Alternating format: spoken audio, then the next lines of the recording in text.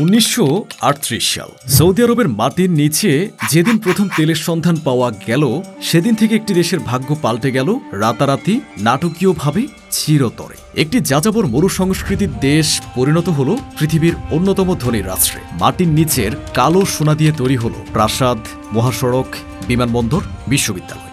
Saudi Aramco হয়ে উঠল পৃথিবীর সবচেয়ে মূল্যবান কোম্পানিগুলোর একটি। কিন্তু ৮০ বছর পরে একটি প্রশ্ন ক্রমশ বড় হয়ে উঠছে রিয়াদের দরবারে। তেল যদি একদিন শেষ হয়ে যায়, বা আরো ভয়াবহ প্রশ্ন, তেলের চাহিদা যদি শেষ হয়ে যায়, বৈদ্যুতিক গাড়ি বাড়ছে, নবায়নযোগ্য শক্তি বাড়ছে, পৃথিবী জীবাশ্ম জ্বালানি থেকে সরে আসার চেষ্টা করছে। সেই পৃথিবীতে সৌদি আরবের জায়গা কোথায়? এই প্রশ্নের উত্তর খুঁজতে গিয়ে সৌদি আরব শুরু করেছে তাদের ইতিহাসের সবচেয়ে বড় রূপান্তর। তেলের উপর নির্ভরতা কমিয়ে পর্যটন, হজ, বিনোদন এবং সংস্কৃতিকে অর্থনীতির নতুন স্তম্ভ হিসেবে গড়ে তোলার এই যাত্রার নাম দেওয়া হয়েছে ভিশন 2030। এটি কেবল একটি অর্থনৈতিক পরিকল্পনা নয়, এটি একটি সভ্যতার নিজেকে নতুনভাবে সংজ্ঞায়িত করার চেষ্টা। বিন্দুর আজকের এই আয়োজনে আমরা দেখব সেই চেষ্টার গভীরে সাফল্য কোথায়, বাধা কোথায় এবং তেল অর্থনীতি থেকে বেরিয়ে আসার এই মহাযাত্রার শেষে সৌদি আরব আসলে কোথায় পৌঁছাতে চাইছে। অর্থনীতিতে একটি বিশেষ টার্ম আছে, রিসোর্স কার্স বা সম্পদের অভিশাপ। ধারণাটা অদ্ভুত শোনালেও বাস্তব। যে দেশগুলো একটিমাত্র প্রাকৃতিক সম্পদের উপর নির্ভর করে ধনী হয়, তারা প্রায় দীর্ঘমেয়াদে সমস্যায় পড়ে, কারণ সেই সম্পদের বাইরে অর্থনীতির অন্য খাতগুলো বিকশিত হয় না। মানুষ কঠোর পরিশ্রম না করলেও তেলের টাকায় চলে, উদ্যোক্তা মানসিকতা গড়ে ওঠে না, বিজ্ঞান, প্রযুক্তি, উৎপাদন এগুলোতে বিনিয়োগ হয় না। আর সৌদি আরব এই সমস্যার একটি জীবন্ত উদাহরণ। তেল আসার আগে সৌদি আরবের মানুষ বাঁচত মূলত ব্যবসা, পশুপালন এবং হজযাত্রীদের সেবা দিয়ে। তেল আসার পরে এই কর্মশীলতা ধীরে ধীরে কমে গেল। আজ সৌদি আরবের জিডিপির প্রায় ৪৫% আসে তেল ও গ্যাস থেকে। সরকারের রাজস্বের প্রায় ৭০% আসে তেল থেকে। দেশের বেসরকারি খাতের কর্মশক্তির বিশাল অংশ বিদেশি শ্রমিক। এই অবস্থায় তেলের দাম যখন পড়ে, পুরো দেশের অর্থনীতি টলমল করে। ২০১৪ সালের তেলের দাম ব্যারেল প্রতি $১০০ উপর থেকে $৩০ নিচে নেমে এসেছিল। সেবার সৌদি আরবের বার্ষিক বাজেট ঘাটতি হয়েছিল $৯৮ বিলিয়ন। দেশের বৈদেশিক মুদ্রার রিজার্ভ দ্রুত কমতে শুরু করেছিল। এই সংকটটাই চোখে আঙুল দিয়ে দেখিয়ে দিল পরিবর্তন এখন আর ঐচ্ছিক নয়, বরং অপরিহার্য। এরপর ২০১৬ সালে তৎকালীন উপযুবরাজ এবং বর্তমান ক্রাউন প্রিন্স মোহাম্মদ বিন সালমান ঘোষণা করলেন ভিশন 2030। তার গোলটাও একেবারে পরিষ্কার, ২০৩০ সালের মধ্যে তেলের উপর নির্ভরতা কমানো, অর্থনীতিকে বৈচিত্র্যময় করা এবং সৌদি নাগরিকদের জন্য কর্মসংস্থান তৈরি করা। বিশ্বের সবচেয়ে বড় বার্ষিক মানব সমাগম। সৌদি আরবের অর্থনৈতিক রূপান্তরের কথা বলতে হলে প্রথমে আসতে হয় হজের কথায়। হজ ইসলামের ৫টি স্তম্ভের একটি। প্রতি বছর জিলহজ মাসে সামর্থ্যবান মুসলমানদের জন্য মক্কায় হজ পালন করা ফরজ। পৃথিবীর ১৮০ কোটি মুসলমানের জন্য এটি জীবনের সবচেয়ে পবিত্র আকাঙ্ক্ষাগুলোর একটি। এই একটি ধর্মীয় বাধ্যবাধকতা সৌদি আরবকে দিয়েছে পৃথিবীর অন্য কোনো দেশের না থাকা একটি অনন্য সুবিধা। আর সেটি হলো প্রতি বছর নিশ্চিতভাবে লক্ষ লক্ষ মানুষ আসবেই। কোভিডের আগে ২০১৯ সালে হজে এসেছিলেন প্রায় ২৫ লক্ষ মানুষ। উমরাহ মিলিয়ে পুরো বছরে মক্কা ও মদিনায় আসেন ১ কোটিরও বেশি মানুষ। এই মানুষগুলো শুধু নামাজ পড়তে আসেন না, তারা হোটেলে থাকেন, খাবার খান, কেনাকাটা করেন, পরিবহন ব্যবহার করেন। হিসেবে প্রতিটি হজযাত্রী গড়ে কয়েক হাজার ডলার খরচ করেন। সৌদি সরকারের হিসাবে কোভিডের আগে হজ ও উমরা থেকে বার্ষিক আয় ছিল প্রায় $১২ বিলিয়ন। ভিশন 2030 এর লক্ষ্য হল এই সংখ্যাটা ২০৩০ সালের মধ্যে $১৫০ বিলিয়ন নিয়ে যাওয়া। এই লক্ষ্য পূরণ করতে সৌদি আরব মক্কা ও মদিনায় বিনিয়োগ করছে অভূতপূর্ব পরিমাণে। মসজিদুল হারামের চারপাশে নির্মিত হচ্ছে বিশাল হোটেল কমপ্লেক্স আবরাজ আল বাইত টাওয়ার, যার মধ্যে আছে পৃথিবীর ৩য় উচ্চতম ঘড়ির টাওয়ার, যারা ইতিমধ্যে হাজার হাজার হজযাত্রীকে সেবা দিচ্ছে। নতুন হোটেল, শপিং মল, রেস্তোরাঁ, পবিত্র কাবার দৃষ্টিসীমার মধ্যে একটি বিশাল শহর দেখতে দেখতেই গড়ে উঠছে। মদিনার মসজিদে নববীর পাশে আরব বিশ্বের অন্যতম বৃহত্তম নগর উন্নয়ন প্রকল্প চলছে। কিন্তু শুধু অবকাঠামো নয়, পরিচালনা ব্যবস্থাও পাল্টাচ্ছে। হজযাত্রী ব্যবস্থাপনায় এআই এবং বিগ ডেটা ব্যবহার শুরু হয়েছে। মিনায় তাবুর এলাকায় ভিড় নিয়ন্ত্রণে ড্রোন পর্যবেক্ষণ চলে। হজযাত্রীদের ট্র্যাকিং ব্রেসলেট দেওয়া হয়, যাতে হারিয়ে গেলে দ্রুত খুঁজে পাওয়া যায়। ২০২৪ সালে হজের সময় প্রচণ্ড গরমে অনেক হজযাত্রীর মৃত্যু হয়েছিল। এই মর্মান্তিক ঘটনা দেখিয়ে দিয়েছে যে ব্যবস্থাপনায় আরও উন্নতি দরকার। মোদ্দা কথা, দীর্ঘমেয়াদী পরিকল্পনায় সৌদি সরকার হজের বার্ষিক ধারণ ক্ষমতা ৩০ লক্ষ থেকে ৫০ লক্ষে নিয়ে যেতে চাইছে, কারণ যত বেশি হজযাত্রী তত বেশি আয়। কিন্তু বেশি হজযাত্রী মানে ব্যবস্থাপনার চাপও বেশি, আর এই ভারসাম্য রক্ষা করাই সৌদি আরবের সামনে বড় চ্যালেঞ্জ। 2018 সালের আগে সৌদি আরবে পর্যটক ভিসা পাওয়া প্রায় অসম্ভব ছিল। সাধারণ পর্যটকদের জন্য দেশটি কার্যত বন্ধ ছিল। বিদেশিরা আসতে পারতেন শুধু ব্যবসায়িক কাজে বা হজ উমরার জন্য। মহিলাদের জন্য কঠোর পোশাক বিধি, বিনোদনের উপর বিধিনিষেধ, মিশ্র লিঙ্গ সমাগমে নিষেধাজ্ঞা। এই পরিবেশে পর্যটন শিল্প গড়া সম্ভব ছিল না। কিন্তু ভিশন 2030 এই সব কিছু পাল্টাতে শুরু করেছে। 2019 সালে সৌদি আরব প্রথমবারের মতো সাধারণ পর্যটন ভিসা চালু করল। 49টি দেশের নাগরিকরা অনলাইনে ই ভিসা পেতে শুরু করলেন। এটা সৌদি ইতিহাসের একটি বিপ্লব। রক্ষণশীল রাজতন্ত্রের দরজা খুলে যাচ্ছে বিশ্বের সামনে। কিন্তু দরজা খুললেই তো আর মানুষ আসবে না। কেন কেউ সৌদি আরবে যাবেন? কি আছে সেখানে? উত্তরটা অনেকের কাছে চমকের, কারণ এখন অনেক কিছুই আছে, শুধু আগে সেটা কেউ জানতো না বা জানানো হতো না। আল উলা লুকানো মুক্ত। মদিনা থেকে 350 কিলোমিটার উত্তর পশ্চিমে অবস্থিত আল উলা উপত্যকা। এখানে আছে হেগ্রা, প্রাচীন নবাতাইয়ান সভ্যতার নির্মিত পাথরের সমাধি, যা জর্ডানের পেত্রার সাথে তুলনীয়। ইউনেস্কো বিশ্ব ঐতিহ্যবাহী স্থান হিসেবে স্বীকৃত এই স্থানটি এত বছর প্রায় অজানাই ছিল। সৌদি সরকার আল উলার উন্নয়নে বিনিয়োগ করছে $32 বিলিয়ন। নতুন বিমানবন্দর হয়েছে, মরুভূমির বুকে বিলাসবহুল ইকো রিসোর্ট তৈরি হচ্ছে। প্রতি বছর এখানে আয়োজিত হচ্ছে শিল্প উৎসব, সঙ্গীত অনুষ্ঠান, সাংস্কৃতিক প্রদর্শনী। লোহিত সাগর প্রকল্প। সৌদি আরবের পশ্চিম উপকূলে লোহিত সাগরের তীরে তৈরি হচ্ছে পৃথিবীর অন্যতম বৃহত্তম পর্যটন প্রকল্প। 28,000 বর্গ কিলোমিটার এলাকায়, যা আয়তনে বেলজিয়ামের চেয়ে বড়। এখানে গড়ে উঠবে 50টি হোটেল, রিসোর্ট, দ্বীপ এবং সামুদ্রিক পর্যটনের সুবিধা। লোহিত সাগরে আছে পৃথিবীর অন্যতম সুন্দর প্রবাল প্রাচীর, ডাইভিং, স্নোরকেলিং, সামুদ্রিক জীববৈচিত্র্য। এগুলো মালদ্বীপ বা থাইল্যান্ডের সাথে প্রতিযোগিতা করতে পারে। প্রথম পর্যায়ে 2023 সালে কিছু রিসোর্ট খুলে গেছে। পুরো প্রকল্প 2030 সালের মধ্যে সম্পন্ন করার পরিকল্পনা। দিরিয়াহ। রিয়াদের কাছে দিরিয়াহ ছিল সৌদি রাজবংশের আদি রাজধানী। এটি এখন একটি বিশাল হেরিটেজ ও সাংস্কৃতিক পর্যটন কেন্দ্রে পরিণত হচ্ছে। ঐতিহাসিক মাটির স্থাপত্যের পাশাপাশি বিশ্বমানের রেস্তোরাঁ, গ্যালারি এবং বিনোদন কেন্দ্র তৈরি হচ্ছে।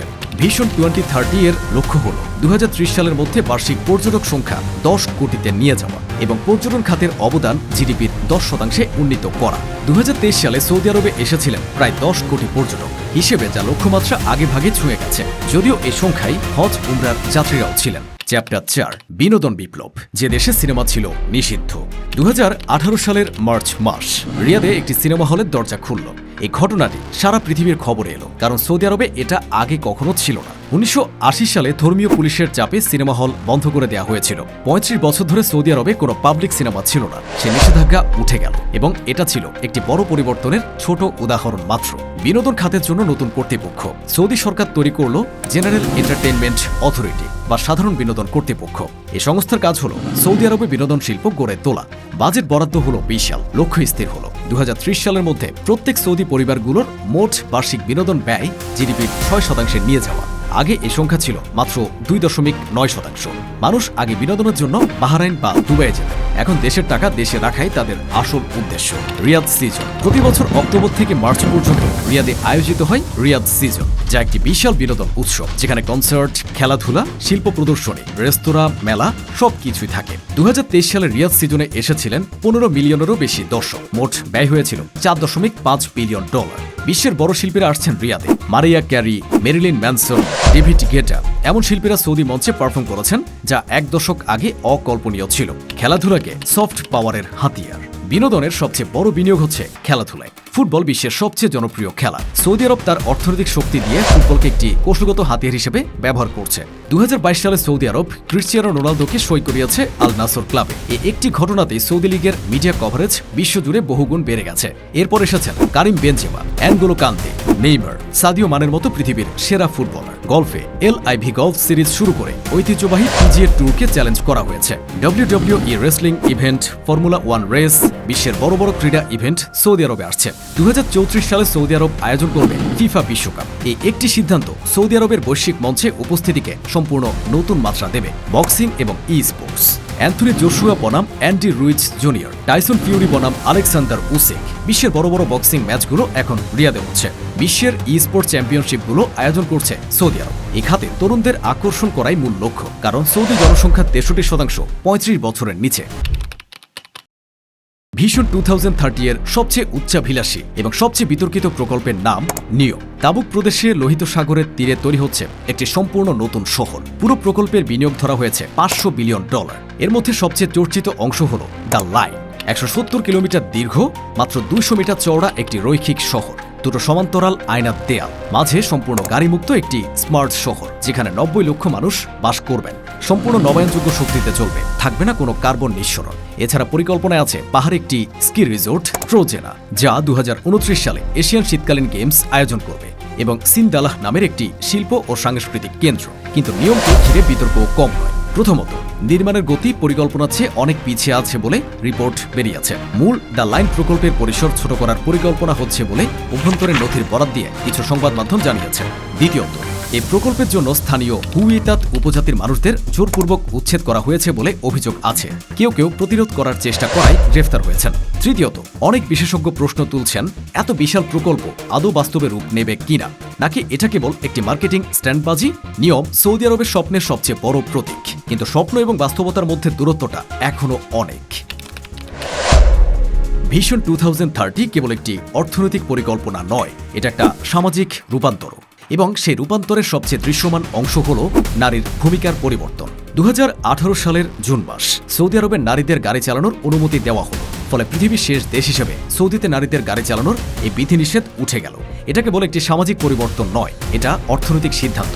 নারীরা গাড়ি চালাতে পারলে কর্মক্ষেত্রে যেতে পারবেন, শ্রমবাজারে অংশগ্রহণ পারবে। 2019 সালে মহিলা অভিভাবকত্ব আইনেও বড় পরিবর্তন আনা হয়। 21 বছরের বেশি বয়সী নারীরা এখন পুরুষ অভিভাবকের অনুমতি ছাড়াই পাসপোর্ট করতে পারবেন, বিদেশ যেতে পারবেন। স্টেডিয়ামে নারী দর্শকদের প্রবেশ দেওয়া হয়েছে। নারী পাইলট, নারী সামরিক অফিসার, এগুলো এখন বাস্তবতা। অর্থনৈতিক ফলাফলটাও হাতে নাতে। 2017 সালে সৌদি আরবে নারী কর্মসংস্থানের হার ছিল মাত্র 17%। 2023 সালে এটা বেড়ে প্রায় 33% পৌঁছেছে। ভিশন 2030 এর লক্ষ্য ছিল 30%, যা আগেই পার হয়ে গেছে। লক্ষ লক্ষ নারী এখন পর্যটন, বিনোদন, আতিথেয়তা খাতে কাজ করছেন। হোটেল রিসেপশনিস্ট, রেস্তোরাঁয় ওয়েটার, বিমানবন্দরে কাস্টমার সার্ভিস, এগুলো আগে কল্পনাতীত ছিল। স্বপ্ন এবং বাস্তবতার মধ্যবর্তী ফাঁক। ভিশন 2030 একটি অসাধারণ পরিকল্পনা, কিন্তু পরিকল্পনা এবং বাস্তবায়নের মধ্যে পার্থক্যটা সবসময় বলা দরকার। তেল নির্ভরতা। 2023 সালেও সৌদি আরবের সরকারি রাজস্বের 60 থেকে 70% আসছে তেল থেকে। ভিশন 2030 ঘোষণার পরও এই নির্ভরতা খুব বেশি কমেনি। অর্থনীতিকে বৈচিত্র্যময় করার প্রক্রিয়া চলছে, কিন্তু তেলের উপর নির্ভরতা শেষ হতে এখনো দশকের পর দশক লাগবে। সৌদি নাগরিকরা বেসরকারি খাতে কাজ করতে অনিচ্ছুক। এটা ভিশন 2030 এর সবচেয়ে বড় বাস্তব চ্যালেঞ্জ। সৌদি নাগরিকরা ঐতিহাসিকভাবে সরকারি চাকরি পছন্দ করেন, ভালো বেতন, কম পরিশ্রম। বেসরকারি খাতে, বিশেষত পর্যটন ও আতিথেয়তা কাজ করতে তারা আগ্রহী নন। এ কারণে বহু হোটেল, রেস্তোরাঁ এবং পর্যটন প্রতিষ্ঠানে এখনো বিদেশি শ্রমিকদের উপর নির্ভর করতে হচ্ছে। সৌদি আরবের কর্মশক্তিতে বিদেশিদের অনুপাত এখনো প্রায় 76%। মানবাধিকার প্রশ্ন এবং আন্তর্জাতিক ভাবমূর্তি। 2018 সালে সাংবাদিক জামাল খাশোগির হত্যাকাণ্ড সৌদি আরবের আন্তর্জাতিক ভাবমূর্তিতে মারাত্মক আঘাত করেছিল। অনেক পশ্চিমা পর্যটক, বিনিয়োগকারী এবং শিল্পী নৈতিক কারণে সৌদি আরবের সাথে সম্পর্ক রাখতে দ্বিধান্বিত। ইয়েমেন যুদ্ধ, রাজনৈতিক ভিন্নমত দমন, সংবাদ মাধ্যমের স্বাধীনতার অভাব, এগুলো সৌদি আরবের বৈশ্বিক পর্যটন ব্র্যান্ড গড়ার পথে বাধা। জলবায়ু পরিবর্তন এবং পানি সংকট। সৌদি আরব পৃথিবীর অন্যতম উষ্ণতম দেশ। 2024 সালের হজের সময় প্রচণ্ড গরমে 1000 জনেরও বেশি হজযাত্রীর মৃত্যু ঘটেছে। জলবায়ু পরিবর্তনে তাপমাত্রা আরও বাড়বে। একটি মরুভূমির দেশে পানির তীব্র সংকট আছে। লক্ষ লক্ষ পর্যটকের জন্য পানি সরবরাহ নিশ্চিত করাও একটি বড় চ্যালেঞ্জ। সমুদ্রের লবণাক্ত পানি মিষ্টি করার প্লান্টে বিপুল বিদ্যুৎ খরচ হয়, এবং সেই বিদ্যুৎ আসছে এখনও মূলত জীবাশ্ম জ্বালানি থেকে। দুবাই মডেল বনাম সৌদি মডেল। সৌদি আরব পর্যটন ও বিনোদনের যে যাত্রা শুরু করেছে, সেই পথে তার সামনে আছে একটি প্রতিদ্বন্দ্বী যারা অনেক আগেই এ পথে অনেক এগিয়ে গেছে। বলছে সংযুক্ত আরব আমিরাতের দুবাইয়ের কথা। দুবাই তার পর্যটন মডেল তৈরি করছে কয়েক দশক ধরে। বুর্জ খলিফা, বুর্জ আল আরব, পাম জুমেইরা, এগুলো এখন পৃথিবীর অন্যতম আইকনিক গন্তব্য। 2023 সালে দুবাইতে বিদেশি পর্যটক এসেছিল প্রায় 17 মিলিয়ন। সৌদি আরব কি দুবাইকে টপকাতে পারবে? দুটো মডেলের মধ্যেও বিশাল পার্থক্য রয়েছে। দুবাই গড়ে উঠেছে সম্পূর্ণভাবে বাণিজ্যিক ও পর্যটনের উপর নির্ভর করে। এটা একটা ছোট আমিরাত যার তেলের মজুদ সীমিত। সৌদি আরব অনেক বড়, অনেক বেশি সম্পদশালী এবং ঐতিহাসিক ও ধর্মীয় তাৎপর্যে অতুলনীয়। সৌদি আরবের সুবিধা হলো হজ ও উমরার নিশ্চিত পর্যটক ভিত্তি, যা দুবাইয়ের নেই। সাথে আল উলার মতো ঐতিহাসিক স্থান, লোহিত সাগরের প্রবাল প্রাচীর, এগুলো অনন্য। কিন্তু দুবাই যেটা দিতে পারে সেটা সৌদি আরব এখনো সম্পূর্ণভাবে দিতে পারছে না। একটি উদার নিয়মকানুনে ছাড় দেওয়ার পরিবেশ, যেখানে যে কোনো দেশের মানুষ যে কোনো জীবনযাপন করতে পারবেন। সৌদি আরবে মদ নিষিদ্ধ, এই একটি বিষয়ই অনেক পর্যটনের জন্য বড় বাধা। যদিও গুঞ্জন আছে ভবিষ্যতে নির্দিষ্ট পর্যটন অঞ্চলে ছাড় আসতে পারে। শেষ কথা, সৌদি আরবের এই রূপান্তর কোনো সাধারণ অর্থনৈতিক পরিকল্পনা নয়, এটি একটি সভ্যতার পরিচয়, পুনর্নির্মাণের চেষ্টা। তেলের যুগে সৌদি আরব পৃথিবীকে দিয়েছিল শক্তি, আক্ষরিক অর্থে বিশ্বের শিল্প ও পরিবহন চলত সৌদি তেলে। পোস্ট তেল যুগে সৌদি আরব পৃথিবীকে দিতে চাইছে অভিজ্ঞতা, পর্যটন, ধর্মীয় তীর্থযাত্রা, ক্রীড়া, বিনোদন। এই ট্রানজিশনটা আংশিকভাবে সফল হচ্ছে। পর্যটন সংখ্যা বাড়ছে, বিনোদন শিল্প তৈরি হচ্ছে, নারীরা কর্মক্ষেত্রে আসছেন, হজ অর্থনীতি বড় হচ্ছে, বিশ্বের বড় ক্রীড়া ইভেন্ট সৌদি আরবে আসছে। কিন্তু গভীর কাঠামোগত পরিবর্তন, রাজনৈতিক উদারতা, নাগরিক স্বাধীনতা, স্বাধীন সংবাদ মাধ্যম এগুলো এখনো আসেনি। এবং দীর্ঘমেয়াদে একটি সত্যিকারের বৈচিত্র্যময় অর্থনীতি তৈরি করতে হলে এই পরিবর্তনগুলো দরকার হবে। সবচেয়ে বড় প্রশ্নটা হলো, এই রূপান্তরটা কি টেকসই হবে? তেলের দাম যদি আবার বেড়ে যায়, পরিবর্তনের জরুরি তাগিদ কমে যাবে, নেতৃত্ব বদলালে দিক নির্দেশনা বদলে যেতে পারে, ভূ রাজনৈতিক পরিস্থিতি পাল্টালে অগ্রাধিকারও পাল্টে যেতে পারে। কিন্তু একটি জিনিস পাল্টানো কঠিন হবে, সেটা সামাজিক প্রত্যাশা। সৌদি তরুণরা এখন সিনেমা দেখছে, কনসার্টে যাচ্ছে, বিদেশে পড়াশোনা করছে। তারা আর আগের বদ্ধ সমাজে ফিরে যেতে রাজি হবে না। এই প্রজন্মটাই ভিশন 2030 এর সবচেয়ে বড় বাস্তবায়ন। মরুভূমিতে স্বপ্ন দেখা কঠিন, কিন্তু মরুভূমিতে বাস করে তার উষ্ণতা সহ্য করে তার সম্পদকে কাজে লাগিয়ে একটি নতুন পৃথিবী গড়ার চেষ্টা করছে সৌদি আরব। সে চেষ্টা সফল হবে কিনা ইতিহাস সিদ্ধান্ত নেবে, কিন্তু চেষ্টাটা যে শুরু হয়েছে সেটা নিজেই একটা ইতিহাস।